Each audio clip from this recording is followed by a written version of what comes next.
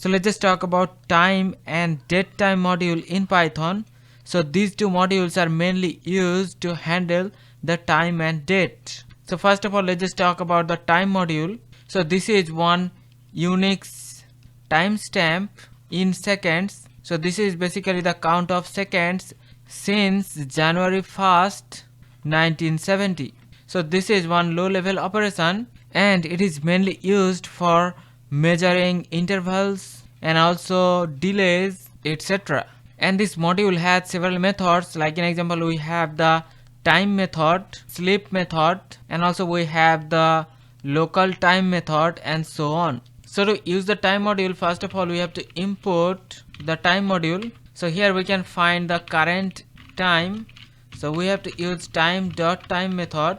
So this will return the Unix timestamp in seconds since the year 1970. So here we can print our current time. So this is the count of seconds since the 1970. And also we have the sleep method, so we can use time.sleep. So this method will pause execution for a specified number of seconds. So we wanted this to pause for 2 seconds. So after 2 seconds we can print 2 seconds paused. So you can see it is pausing for 2 seconds and then we have this output.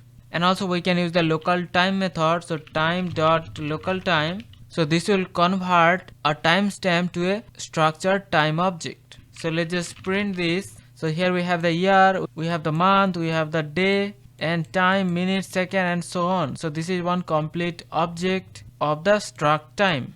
So let's now talk about the datetime module. So this is one higher level date and time manipulation tool. So it is mainly used to work with dates, date formatting and parsing and so on. So it has the now method. So this method will return the current local date and time.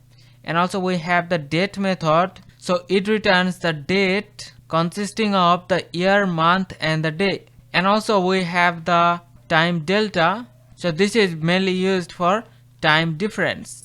So here first of all we have to import. So from the date time we are going to import the date time. And now to get the current time we have to use datetime.now. So let's just print the current time. So this is the current time. So we have the year, month and date and then the time of the day. Now let's just create one date object. So first of all here we have to import the date from this datetime module and then we have to pass the year, the month and the day. Now it will return one object. So this is the current date object. So we can print current date. And you can see this is the date object. And also we can import the time delta. So the time delta used for the time difference. So suppose we wanted to find the date after 7 days. So we can use the time delta. And here inside we can pass the days equals 7. So this will return the difference. Now we can get the future date. So we can add the current date with the difference and we're gonna get the future date. So we can print that day after 7 days. So we can print the future date. So this will be the date after 7 days. So this way we have several other methods from this module that we can use. So this is the way we can use the time and the datetime module in Python. See you in the next one. Take care.